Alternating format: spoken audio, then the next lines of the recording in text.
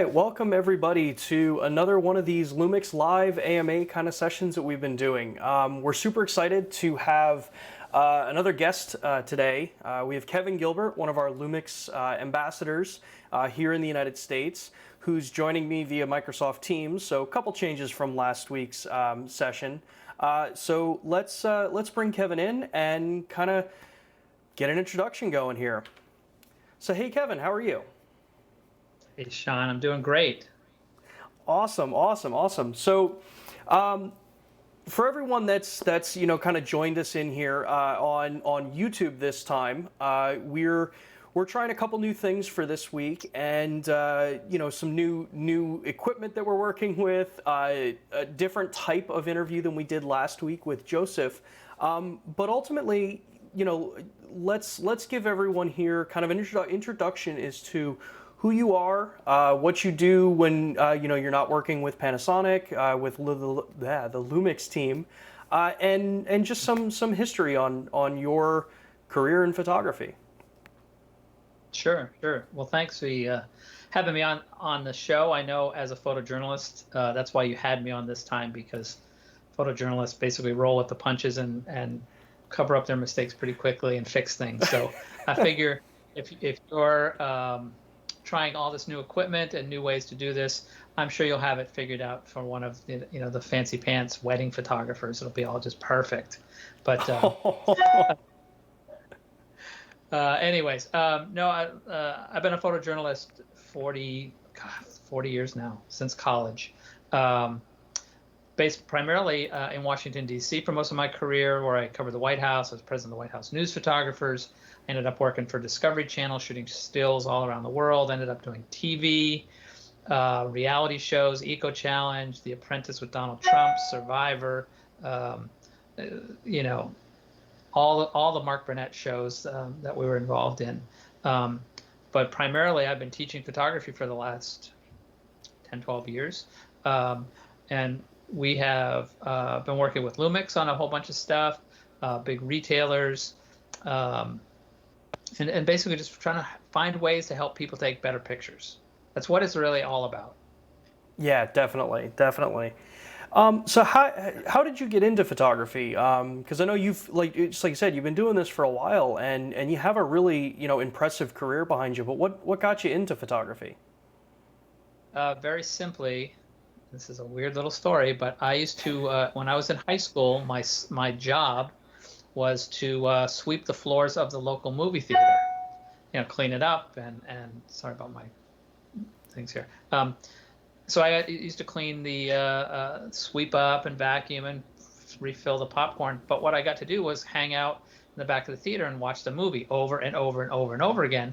And it was Jaws, Raiders of the Lost Ark, Rocky. I mean, some of the classics now, right?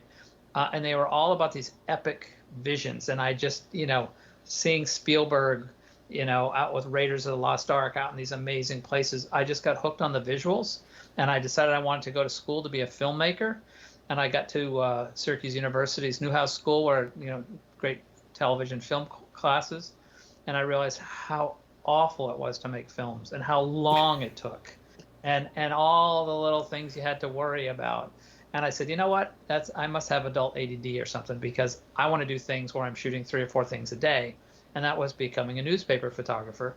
And that's what I've done most of my career, is be one of those photographers that can do a little bit of anything. I can do a lot of things, really good, and a couple of things great. And that's not bragging, but, you just basically got to say, what do you really do? What's your superpower skill? And mine is telling stories. And it has been since that day, when I left the film program and got accepted into the photojournalism program. Very cool.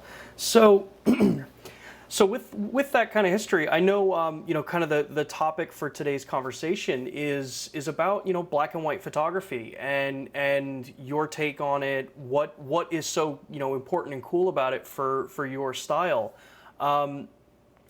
So let's jump over because I know that there's some photos, some stories that you have. I'm going to jump over to that setup, and then kind of let's bring everyone through the journey of your black and white photography. Sure, sure. So I'm just going to be showing, like Sean says, I'll show you a number of pictures from different things that I've done, and I'll end it up with a project I'm working on right now in Seattle, where I live. That's pretty cool. But I love black and white photography. It's just it has always been something that I just love. I mean, black and white has dominated my life. Here's a picture of me at 1 year old. Look at the size of that giant cake my mom made. I wish I had. That's awesome. Wish I had that. Cake right, wish I had that cake right now. And then there's me. This is how I look, 60 years later. Very defiant, arms crossed pose that we all go for shooting portraits sometimes. But in the next frame, you'll see there's my grandfather in the back left, the guy with no hair in the back with his arms crossed. It's my granddad. Yeah. And black and white has been what photography has been for so long. But we live in a color world. That's the thing. Everybody's like, oh, black and white, black and white. Listen, we live in a color world. If you can shoot great pieces of content, I don't care if you shoot it black and white or color. I choose black and white right now because it's really been fun. But color photography, when you look at things like a couple of frames here in color, this is like sunset on boats in Mali, in Africa, and then I've got nighttime on an icebreaker in Antarctica with these big giant lights shining 2 or 3 miles ahead looking for icebergs. And then you've always got portraits. There's a woman that we use a lot on some trainings in Colorado.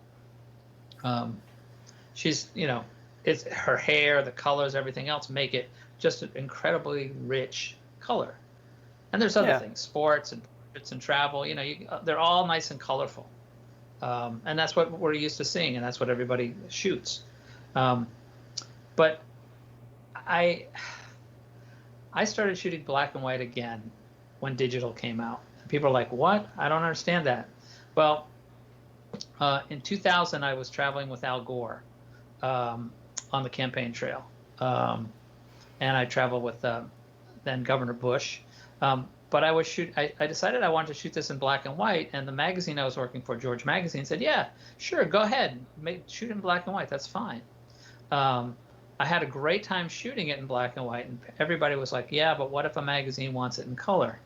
That becomes a very easy thing to overcome. Here's a picture of Martin Sheen, if you can see that right now. Yeah. I worked on the West Wing TV show doing the same kind of things, and they wanted black and whites to make it seem very journalistic. Jimmy Smits, who was one of the presidents, act as one of the presidents. I've actually photographed 6 and kind of almost 7 presidents: Reagan, Bush, Clinton, Bush, then Jed Bartlett, who I just showed you, and Jimmy Smits, both on the West Wing TV show.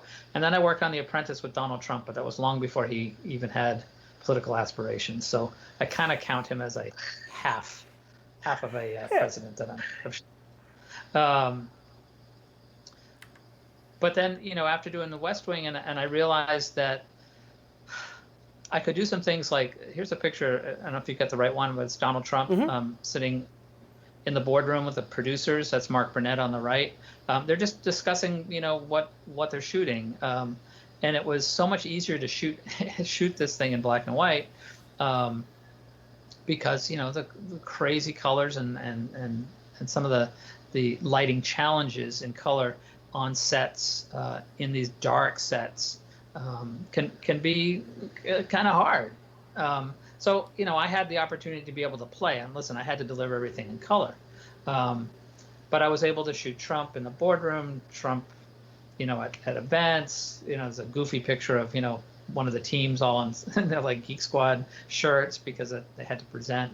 If you remember that show, it was every week there was a new episode of a challenge that they had the teams had to work on. So that was kind of fun. Here's one of the teams, all posing in front of Trump's plane.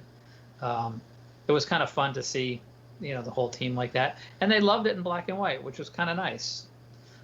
But here's the simple thing: everybody will. You're just shooting in black and white. What if you need color? Well, the simple recipe that I have been using, and everybody, you should just try this, is to shoot RAW plus JPEG, because you can set your camera to monochrome, right? A color style. Yeah.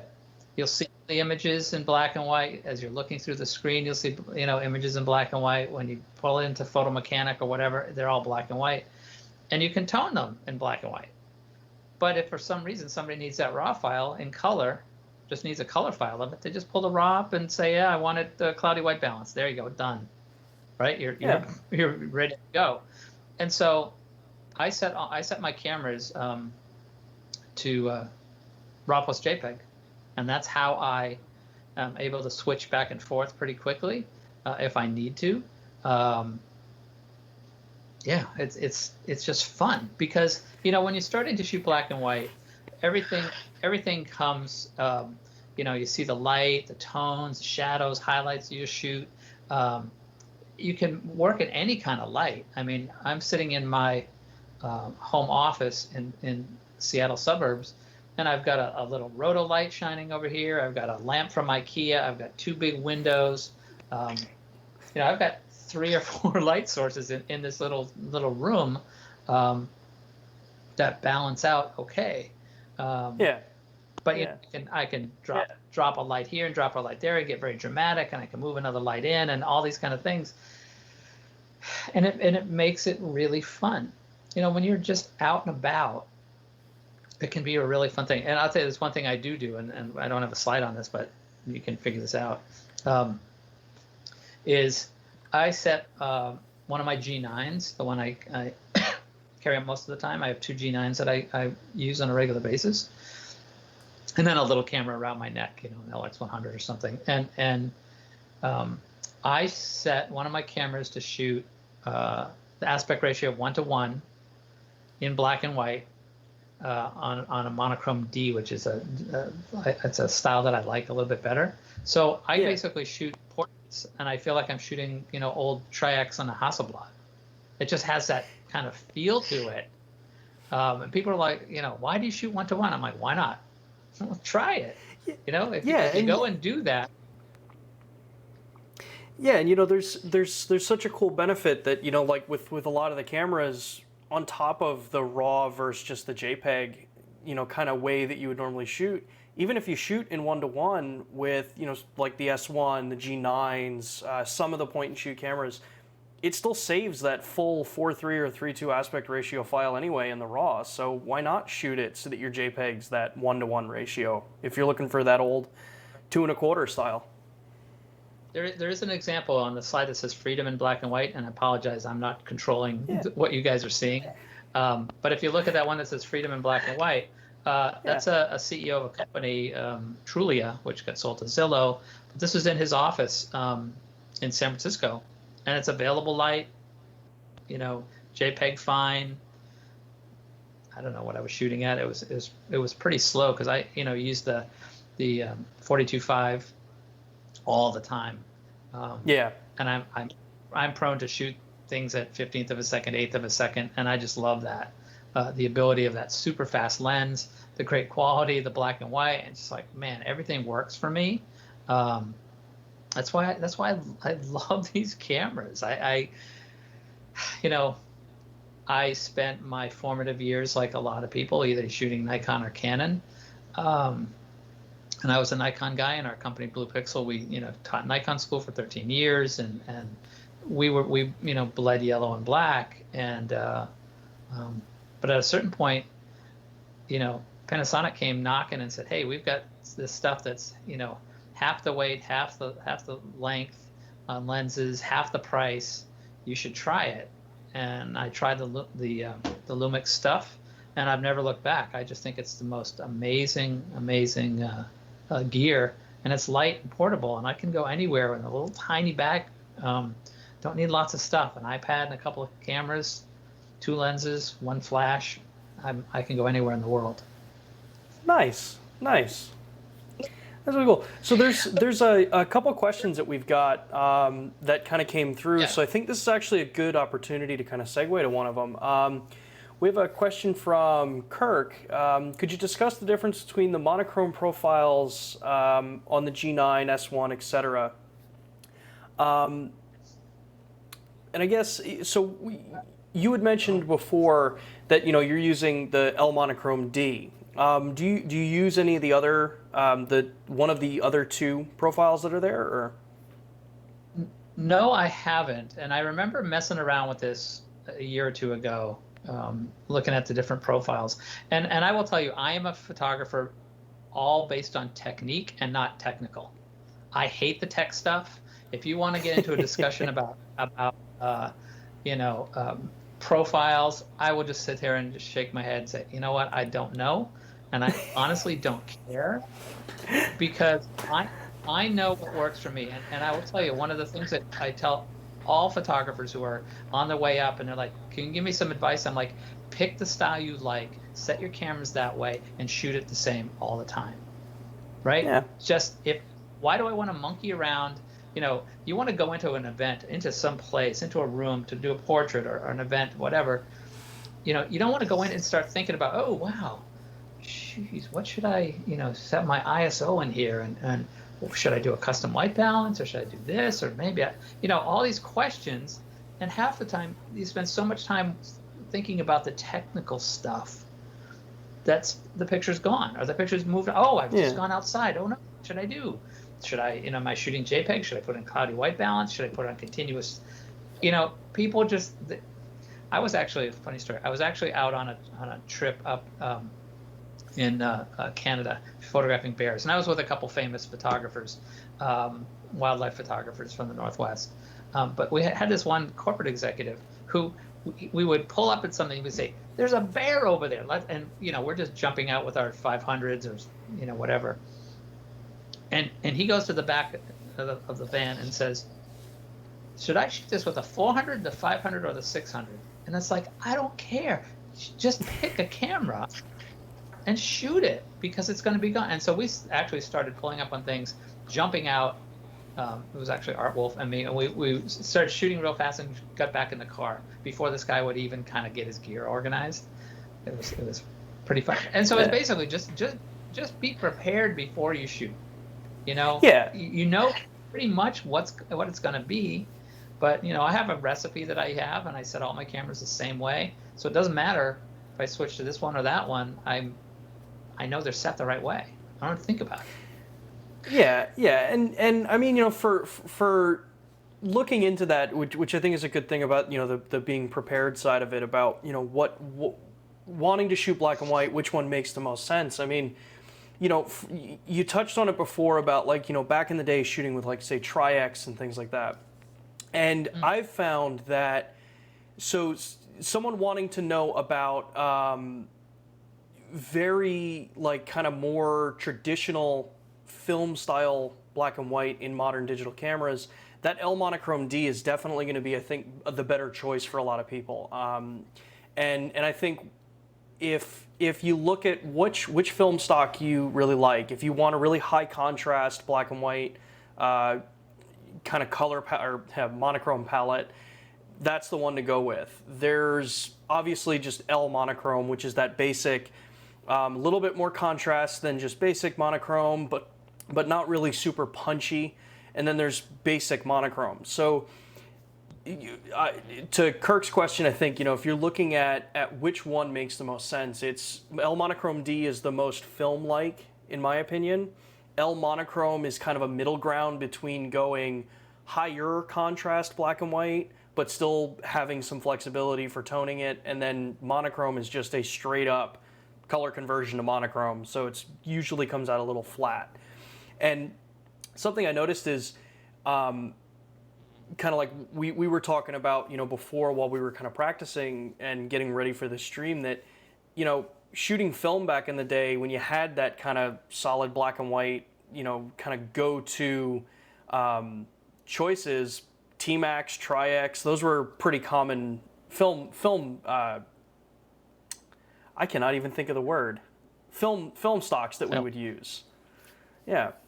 And then, as Jack has given me some things to remember to mention with it, is like if you shot black and white film and you were used to say shooting 800 speed or 1600 speed, which is what I shot a lot of in the film time, the fact that we have that grain filter effect that you can plug on to any of the monochrome profiles gets it pretty close to when I was shooting Tri-X. I have my camera set up in the black and white L monochrome D, a little bit extra contrast, a little less sharpness, but then I throw the standard grain effect on there, and it looks super similar to when I shot T-Max, or not T-Max, Tri-X. So hopefully that answers your question, Kirk. I know since we've got a whole lot around on the different kind of styles there, we have one other question here, which comes from Daniel. Do you find the shot when you want with your own eyes color, or stay glued to the viewfinder to see it in black and white? Mm-hmm. So yeah, for you, Kevin, like when you're shooting, are you looking through the viewfinder and trying to always visualize it black and white, or do you kind of just go with what you know of it?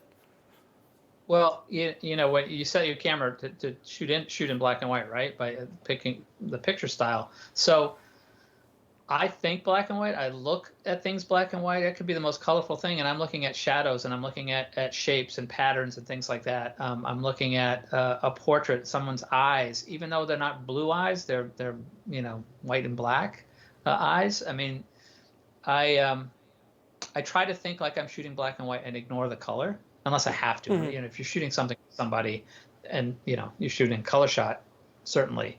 But for me to have fun and to be challenged. After all these years of shooting color, it's been super fun to shoot projects for clients. And my gosh, you just start watching TV and you see how many commercials have black and white. Check out MSNBC. It's got an amazing series of commercials shot all in black and white about their team and their staff and everybody covering, elections and COVID and everything. So it's quite nice, and black and white's getting very popular again, but a lot of clients don't quite see that unless they just want kind of like pure journalistic kind of look. Black and white has got kind of a timeless feel to it, which is really nice.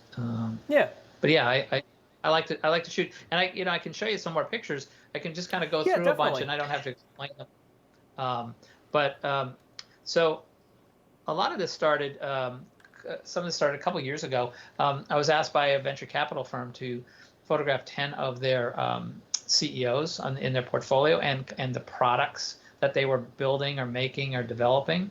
So I've got about 15 pictures here, but these are all black and white. I mean, I've like CEOs silhouetted against a window in the cafeteria in Utah, and I've got people working in labs, and some of these pictures aren't. A picture of somebody doing something in a test tube isn't the most amazing photograph, but it's kind of the light, and it kind of goes with things. People peering through the windows, for others, just shooting the same way you would shoot color. But here I've got one of the subjects I was working with a slow motion, a little blur behind him, shooting inside of a factory. This place called Proterra, where they make electric buses, was amazing. But it was all kinds of crazy light, and I thought, man, I'm so glad I'm shooting black and white. Things can look really, this guy's just measuring a tire, but you know what? It looks pretty cool. And then there's, even big American flag. You're like, oh, how's that going to look? Well, it looks pretty cool. It's very graphic. It doesn't have to be red, white, and blue. It can be gray and black and white. Yeah. Inside of buses, and I'm just going to roll through some of these, Sean, just kind of. Keep up, but I'm just doing portraits of people, just the kind of stuff that you would normally do corporately, working with founders in factories, soup kitchens where they're doing all kinds of things, and shooting like you'd shoot normally. You're shooting pans and blurs and portraits and window light. You're shooting nurses and CEOs at hospitals, guys that build prefabricated housing. And it's just like you're just walking around, and everything tends to have a a look and feel to it that's really cool because it's black and white. And I tell you what, the Yeah, clients, definitely. all these love this. It was just everything. How simple is it to go stand beside a window with a nice fast prime lens and shoot a portrait of somebody? It's so super easy and it looks great. And these guys just love this stuff. It's like, listen, as long as you love it, I'm going to keep doing it. Yeah, yeah. And just shapes and patterns, lines. These guys walking around checking on rental properties and portraits of people and CEOs and founders. And, even when I'm flying back home here to Annapolis, my gosh, that was 10 years ago, to Seattle. My goodness, to Seattle, looking out the window, all of a sudden, a misty morning from an airplane can look really cool. Portraits. My daughter with a couple of her little baby dolls. I don't know if you're sticking with me there, Sean, but Oh yeah. Yep. Next frame is that fellow I was working with before. Bridal portraits. There's a beautiful picture of my wife in the snow. So the last thing I was going to show you. Go ahead, Sean. I'll let you talk. I'll take a drink of water. So there were definitely with all the images that we were showing, we got a bunch of extra additional questions here, and I think we covered some of them originally, which was in shooting monochrome raw better than shooting raw and converting it to grayscale, and I think we kind of touched on that originally, that shooting black and white as a JPEG gives you that immediate how you shot it in the camera. You get that look. It's already ready to go, and you can deliver it. Shooting in RAW, obviously, yeah, you have that color original file, and that's how most software is going to view it when you first put it into the computer. But right. You do get more control over some of the tonality, so if you're used to working with older, again, going back to film, when we'd work in a dark room and you'd be processing the negatives, you have a lot of that control for tonality by putting, using different filters, by exposing longer or shorter, burning and dodging, things like that. RAW gives you a very similar control like that for these black and white images, and programs like Lightroom,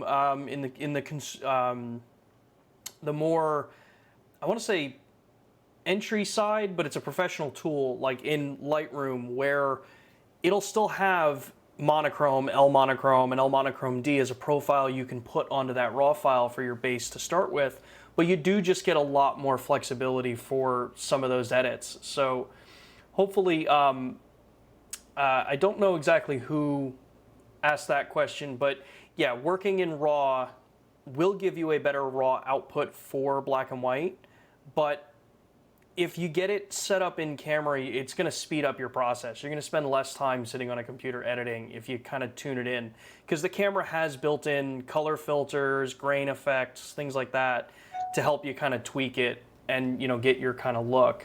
When you're working with the black and white pictures, Kevin, do you typically work and do a lot of post on them, or are you kind of more like get it right, shoot it, the way you see it and deliver it? I am 100% about getting it right in the camera, whether how you crop it, you move in or out, how you set your camera. That's why I love shooting JPEGs, because that's, I know what my formula is going to be. I know what I want to do. So when I shoot RAW plus JPEG, I'm shooting JPEG first. The RAW is there just totally as a safety net if something happens, if somebody wants. But I will tell you, if I shoot 1,000 pictures, RAW plus JPEG black and white, I may look at 1 or 2 of those frames as a RAW file out of 1,000. And sometimes I will never look at them again. It's just taking up more hard drive space. Because if I get it in the camera, shooting it the way I think, sometimes black and white I might have to just punch up the contrast a little bit, or the highlights might be blown out. I use flashing highlights so I can always see stuff in black and white where things are blown out. But I don't I just get it right in the camera, man. I mean, be fast, have fun.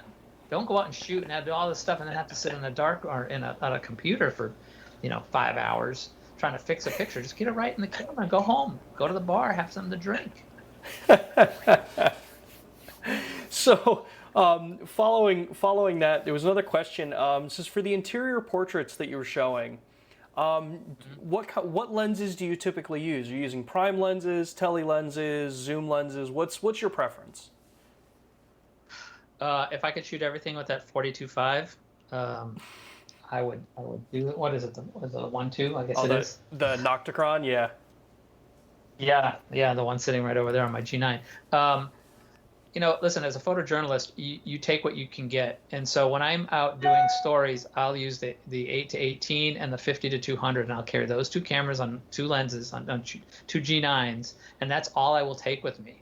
So if I get in there and I got to shoot a portrait of somebody windowlit, well, I've got two lenses. I can figure it out. I can back up. I can tell the subject move 10 feet further down because I've only got a 50-200 to shoot your portrait. That's okay, and that's cool with me. It's just rolling with the punches, having fun, Yeah. and just making a picture. I mean, I don't get too bent out of shape if it's like, well, it's not. I wish I had an extra 5 feet. Well, I don't care. Or I need more depth of field. Okay, that I can control. But I don't worry about so many things. That photography to me is just fun. No matter what the challenge, you go in and just do it. And the way I set my cameras up and the way I tend to see things is it works for me. It doesn't work for everybody. I've got people that just think I'm a nut job for shooting this way, but I'm having fun. Which actually, that actually goes into one of the other questions. There's, do you think becoming like so? There's always going to be challenges, I think, with photography where you can very easily fall into a kind of a trap as being categorized as, say, like a black and white photographer or this style of photographer. Do you think that really has an impact on like the marketability of yourself or kind of anybody towards clients? Sure. I mean, listen, the real world is 20 years ago when a lot of us, a lot of the Lumix ambassadors were shooting corporately in weddings and journalism. There weren't many photographers. You could, if you were a wedding guy, you might have to compete with a few people in your town.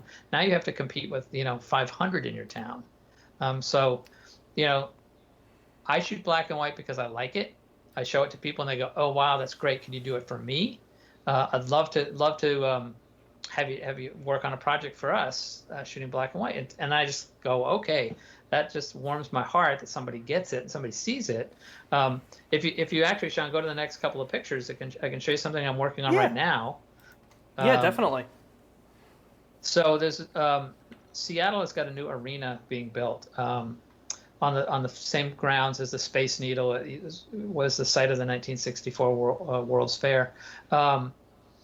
And so it was a historical landmark. So they had to build this. They couldn't knock this arena down because they're getting a new National Hockey League team. They couldn't knock it down because the roof was iconic. It was this feat of amazing construction. So they basically had to figure out a way of how to support this 4,400-ton cement roof and then dig down underneath it and expand by 50% out with the roof still there. And it's like this. It's like building a ship in a bottle, and they're building the most high-tech entertainment sports complex in the world that'll rival, top 2 or 3 places in the whole world for sound, as well as be world-class for athletes and artists and everything else. And so this first shot that I've got here is I was up in this iconic roof looking down. And they said, listen, we need to do this and that. And I said, well, I'm going to shoot RAW plus JPEG. You can have all the RAWs you want, which they want to use some of them. But I'm like, no, I'm going to have these black and whites. And they have absolutely loved the black and whites to the point where they keep asking me, shooting any more? If you get a really cool picture, can you send me one? So like this kind of thing, it's, this is just, I don't touch the pictures very much. It's like, yep, it works. I look at the tonal quality and I go, yep, that's okay. I like it.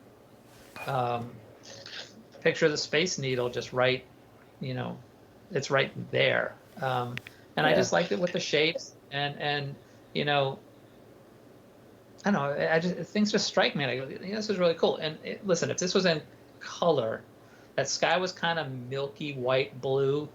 That post right in the front was bright orange, which could have been cool, but it would have just totally distracted. And then some of the other pieces were just white and gray. So in color, it was just kind of, you know, this was middle of the day, black, kind of light, the stuff you hate to shoot in. Well, shoot in the middle of the day in black and white, things look pretty darn good. So it helps Oh you if you're yeah. trying, if you've got a little bit of time to do a project, you don't have to wait to like shoot early morning light or late afternoon. You shoot all day long. You can shoot in the shadows. You can shoot in the bright sunlight if you look directionally, and it can work for you. Oops. And then like the next one is just, you know, just what these columns look like and how they had to build it. And, you know, some of these pictures aren't anything more than recording shots, but they will mean something 20, 30, 40 years from now when they're looking at how this thing was built. You know, and the people in there are just amazing. And it's these machines and water blasting. And it's been an amazing thing. And it takes 2 years to do this. To build this thing out, and they're about a year into it, and it's got about a year and a half more to go because they can start building the new stadium up now because they've been going down and digging deeper and deeper and deeper, expanding sideways, and now they've got all that dirt out, all that other stuff, and they're pouring concrete, and they're going to build up and make this amazing arena. Cool. Yeah, and so it's you know, for me, shooting black and white in here it's a labor of love, if you will. I mean, I just love how the black and white looks and feels. It brings me to a very nostalgic place about photography and what I saw, what I grew up with, and going to school. But it made it fun again. And there are so many photographers who are kind of burned out and they're frustrated, they can't get work or whatever. You know, just take some time for yourself. Put the camera in RAW plus JPEG. Go shoot some black and whites. Walk around your neighborhood. I mean, as best you can these days. But you know, as we move, you know, when we move forward into the new normal for me is going to be some of the same old, which is, you know, I'm going to be shooting square black and white, you know, in RAW JPEGs in the camera. And just having fun. I mean, but so many people just ask me, hey, could you just do a couple of frames of our employees for when we can say welcome back, you know, and put pictures up in the window or something? It's like, sure, that's so easy to do. Why not? You don't need to drag around lights, you know. You don't need to drag around all kinds of gear. You can just go into places, be a little bit, you know, guerrilla, if you will. And just come in with a small backpack or just a small waist pouch and you'd be ready to go. Yeah, yeah, and you know, that's one of the things I think that a lot of people, when you start looking at imagery not in color and just start looking at it in tones and shadow and you're paying a lot more attention to the content. Yeah, you're not letting yourself get distracted by, you know, this ultra bright. In the shot of the Space Needle, you know, you're saying there's that challenge where your eye can get massively pulled away from the content just because of a bright color. That's just how our vision works. You know, jumping into it right. Go ahead. I was gonna say, you know, how many people shoot a picture and then they go into, you know, Photoshop or Lightroom or whatever back in the days in the darkroom and spend all this time trying to, you know, focus your eye into this area here, burn and dodge over there, do all this kind of stuff. If you just shot in black and white and you're just looking for the hot spots and the bright areas, it's just like, boom, it's so simple. It's like it's easy again. You know, Oh yeah. I'm not gonna go shoot pictures and sit on the computer and do 10 hours of, you know, post-production. Post-production is like a word I don't use ever. You know, and that's if you like to do it, have a blast doing it. Do whatever feels good for you. I will yeah. tell you, you know, I was out we were out photographing polar bears up in Canada a few years back, and there were a couple of famous photographers who I won't mention their names were with us, and we're out in these tundra buggies and shooting polar bears, and it was pretty amazing. But as the day wound down, it was 4 o'clock in the afternoon. We had to head back to the lodge and hook up these tundra buggies together. It's like these little train cars, and I brought my laptop in my backpack. And so we're in the Tundra buggy in this like half-hour, 45-minute ride back. Well, these guys are just blah, blah, blah, chatting about this. Oh, this was so great. They're looking at pictures on the back of their cameras. And I'm just downloading my images, using Photo Mechanic, backing them up, boom, boom, boom, caption here, keyword there, done. We get back there to the lodge half-hour later, and it's like, all right, let's go get a drink. It's just a little tiny bar. It holds like 15 people in the lodge. Yeah. Let's go get a beer or something. And they're like, oh no, we can't. I'll join you as soon as I can. And it's like, what are you doing? Well, I'm converting all my raw files to JPEGs. That's going to take about 2 hours, and I need to babysit it, make sure it works okay. And I'm like, okay. So I went and had a drink with people I didn't even know, because all the other knucklehead photographers were all shooting raw plus JPEG or just raw files, and they had to convert it. They had to do all this stuff, and I'm like, I don't know. I think you can actually see a polar bear picture right behind one of my left ear. Yeah. Yeah, and So that's I think one of the fun things with black and white. I mean, my go-to recently for black and white is like I'm using one of our S cameras, and I have just an old mounted Leica M lens that I had back from when I had an M film camera, and there's something so much fun about shooting in black and white, specifically since personally I do a lot more street photography when it comes to black and white, outside of like say my landscape work, where you end up just not having to really think as much with shooting black and white, because it's I set my focus, I'm using I'm shooting at f8, I'm following the kind of ideas that we did back with film cameras, f8 and be there, all that kind of stuff, and just working on the toning, setting up, if it's in the middle of the day down here in Texas, it's some nice harsh light, and you get those super high contrast black and white images.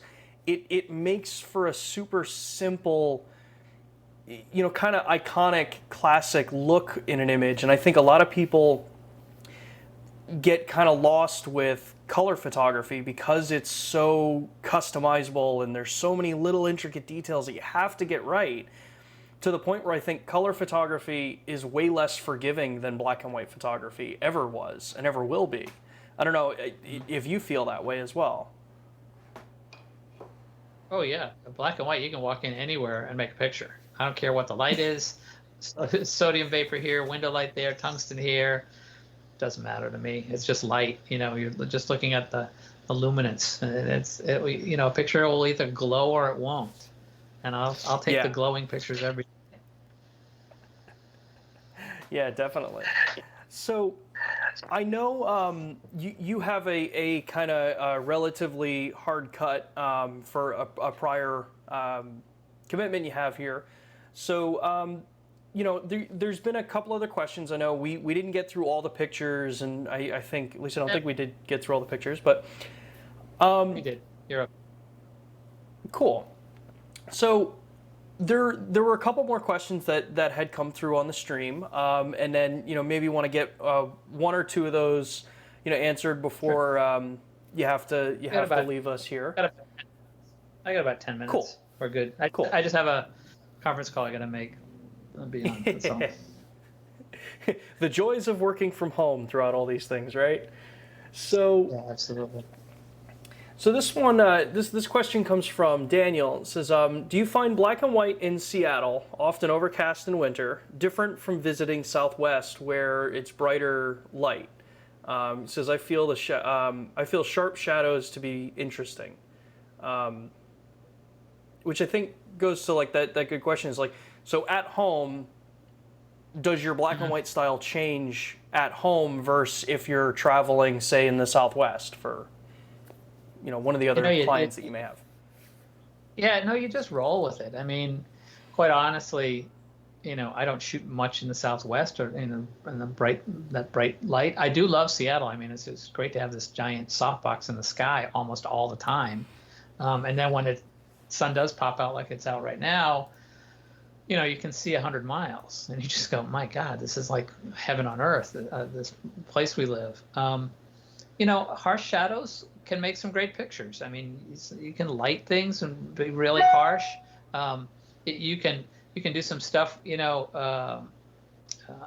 outdoors and right on the cusp of shadows into the bright light, which can make some amazing things.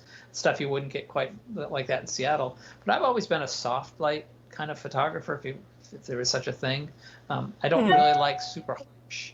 I like soft. I like kind of a mellow look to pictures. I tend to gravitate always towards window light. I mean, it's just a simple thing to do, because I know what it's going to look like. I know how people react when they see these pictures, and it's just them. And they're used to being, somebody says, "Oh, it's a sunny day, let's take your picture," and you go outside and it's just awful, and you have raccoon eyes and hats and all this other crap. And then I'm standing right there beside him, and I say, "Can we walk 10 feet over here, and could you stand in the shadow, please, of this building or this roof?" And people are always like, "What? Why do you want to shoot? It's a beautiful day. Why can't you shoot me? Why do you want to shoot me in the shadows? I'm going to look so dark." And I'm like, "I'm telling you right now, this is a gorgeous picture. Just trust me." And that's kind of the way I do things is, throw some conventional norms out the window and just know what works and have a formula for it. If you've been in this business long enough, you've got formulas, it. And everybody, whether you admit it or not, people have got styles, and they've got the way they shoot a portrait, and they're always going to shoot their kids this way. And it's like, it's great. As long as you're having fun, just have fun. Yeah, and that's something I think that a lot of people, when photography becomes your job, it's very easy to kind of just fall out of that inspirational side of it. It turns into just a beast of a dog every single day, going in and out, having to worry about business and the equipment and billing and things like that.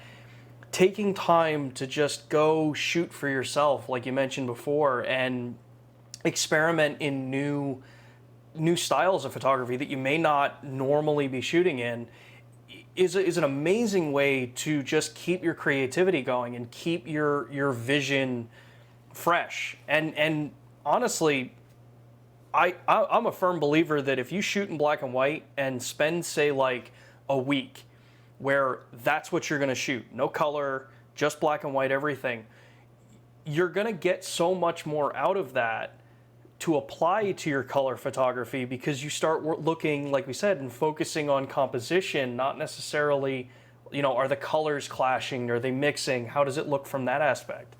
It's a big process that I think photographers forget, because it's not necessarily a money-making move, and now we're able to go out and get as many jobs. I think now's a great time to expand. Sound. Whoa, you are just blasting sound. Ooh.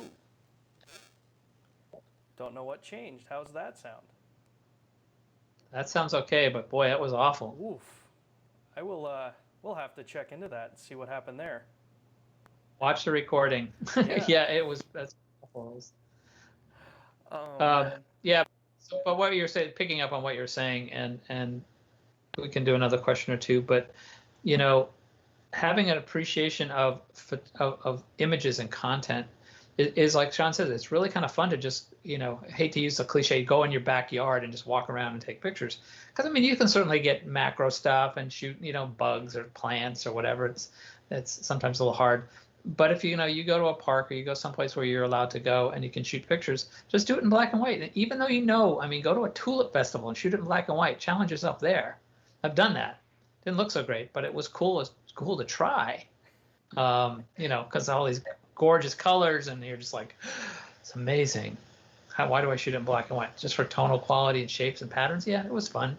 But I appreciate. Listen, I appreciate amazing color photos, but I have more fun today challenging myself to do it in black and white. I have done all these things. I have done, the White House stuff. I've done, 80 countries. I've been on all 7 continents. I've, shot reality shows and movies and been on TV shows and been a producer and, all these things. I've had an amazing life, an amazing, blessed life, a great family and good health and everything. And having the ability to shoot black and white has been so, I keep overuse the word fun, but it's been exhilarating. To see the pictures, and you see it instantly. You just know, it's like that picture is going to look great, and you share it around, and people just go, "That's so cool." And it's just by looking at, watching your edges, looking at light, where it's falling. If you got to move 10 feet, move 10 feet. If you need a longer lens, get a longer lens. But the pictures are there, and I think you will surprise yourself if you say, listen, I'm going to create 7 pictures in the next 7 days, all in black and white. And you do that, and send them to Sean. No, do that, and just kind of see how it feels, because it's really, really fun.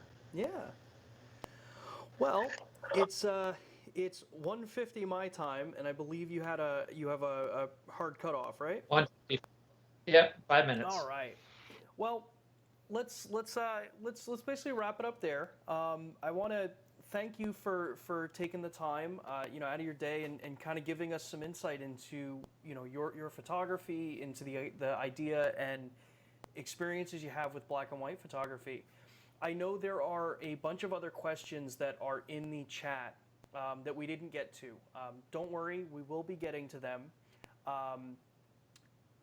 Throughout the next couple of days, we'll be into the chat here and give you guys some answers to what you have there.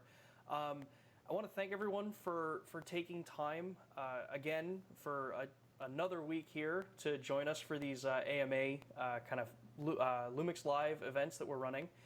I also want to thank everyone for the patience you guys may have with our changeover now into the YouTube platform instead of on Facebook. We definitely think this is a much better platform for it, but like anything, when you're making changes, there may be some slight little things that we have to tweak out. So it's going to keep growing, and I think next week's session that we'll have, which will get posted up pretty soon, is going to be just as fun. As you said, Kevin, with a photojournalist, maybe we'll use this, get it a little more polished on the next one, and then once we're back into like getting it really solid, we'll bring you back and kind of do maybe another update down the line. Yeah, and I'd like to say, Sean, thanks for having me, but I love those fancy pants wedding photographers who are Lumix shooters. Oh, great! They're all good friends. Yeah. So like we said, thank you everyone for tuning in. Again, we will be following up, getting more of the questions that were asked on the chat, and we look forward to seeing you guys all at the next session that we have. So until then, keep creating, keep commenting with us, and getting everything all set up. We will see you guys next week. Thanks, everybody.